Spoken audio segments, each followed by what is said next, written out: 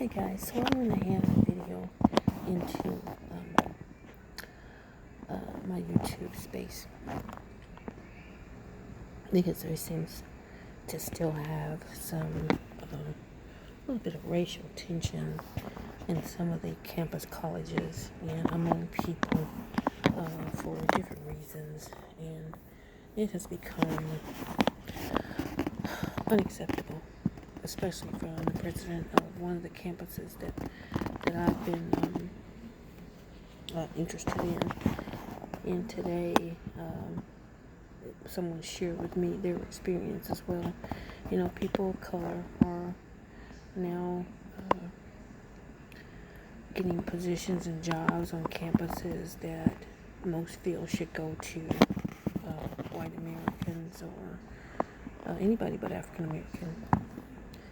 And so with Justice Ginsburg's death, now we have an open arena for women whose lives she's touched, especially women of color that she has touched, and that has made many angry. It shouldn't.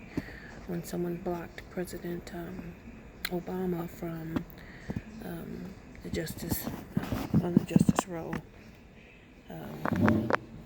that opened up a door for someone else in a higher position, Justice Kamala Harris, and we are so proud of her. Now there is a possible opening for Stacey Abrams on that seat, and of course it's going to be blocked because they've tried everything possible to keep Stacey from getting that position, and she is more than deserving, as well Michelle Obama, because Michelle has not only the education but the expertise and the experience as First Lady. So I don't know how much longer this issue is going to happen. I guess the election is going to show a lot of racial tension. It's already started there. I saw some Republicans in there. There were no people of color in it. No African Americans. There probably are some that support him, but most of them have switched over to Biden, which you have a right to do. You have a right to vote for whomever you want, no matter what your party is. So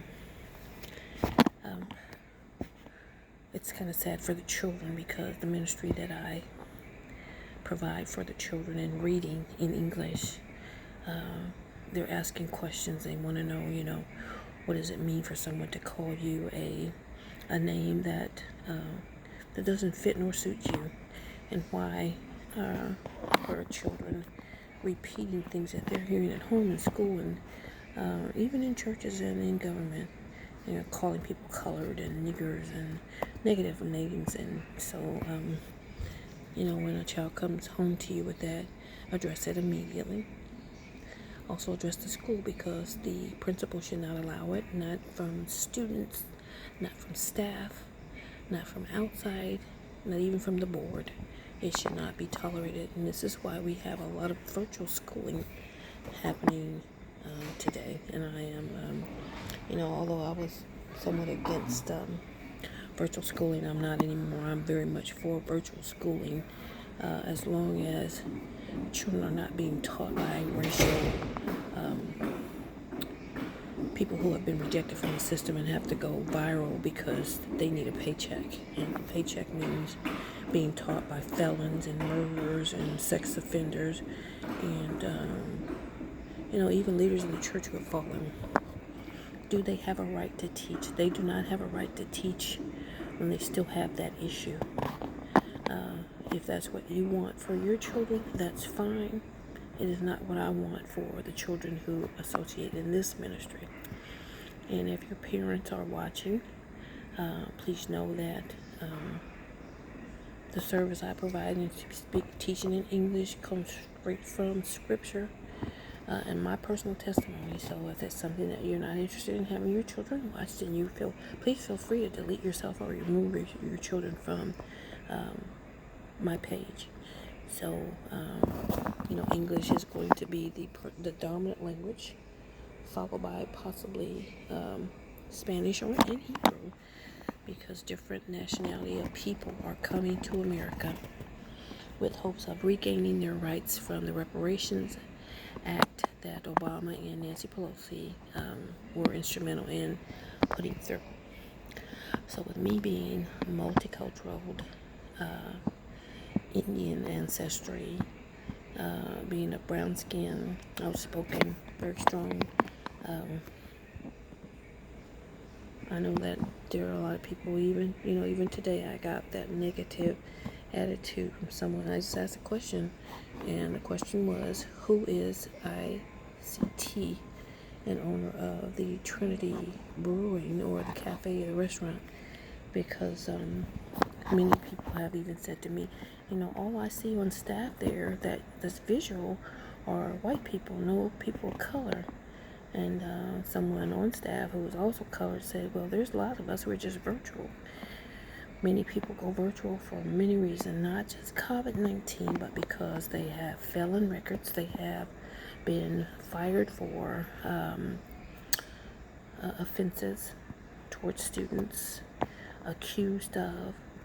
Some accusations are true, some are people that will be set up. But I say, just don't place yourself in a position to be set up, and then you don't have to be concerned with whether your right to teach is authentic. Everybody has a right to be on Facebook, and it's up to Facebook and YouTube and MySpace and everyone else to learn how to filter that.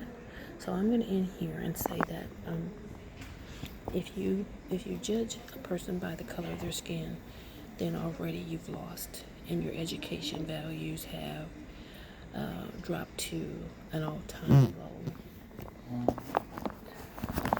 Because this country was founded on what most saw as black and white, but there was color involved all the time. The grass was always green, the sky was always blue. But if people refuse to see the facts and truth, then that's not on everyone else, it's on them. Change is happening, it's about to happen, and this color thing is not going away. So hopefully that we can all learn to be more caring, more loving, more giving, and not cater to all the negatives that children are having to see in the news, with 200,000 people dying from COVID disease, and are having to wear these masks, and attending school and not having room because seniors, and a majority are of the staff that I've seen, and some of the students have been Caucasian or the lighter skin of any nationality. And so some of us brown skin Americans, that's what they call us, Native Americans, because our tribal rights were denied us, taken from us, stolen from us. And so we're back to make claim and to attend school, which is our right. So to those of you who are struggling with and having to deal with issues of racism, discrimination, the color of your skin, and people looking down on you or telling you you're not good enough, you are good enough and you're accepted. I want to send a shout out to the president at the Northwest campus, one of the colleges. I'll call her President B. Thank you so much, because President R, who is now deceased, has gone on to heaven, and she's looking down, but she's left a legacy for each and every one of us. And so I say to the lady who spoke to me, and she said, you are welcome here, and we do want you here, and you have every right. So that being said, we welcome you. Before you even enter classes, we welcome you. And so I say thank you to her for that. So y'all listen and take heed, because this evening I'm going to be reading to you from the 18th and 19th verses out of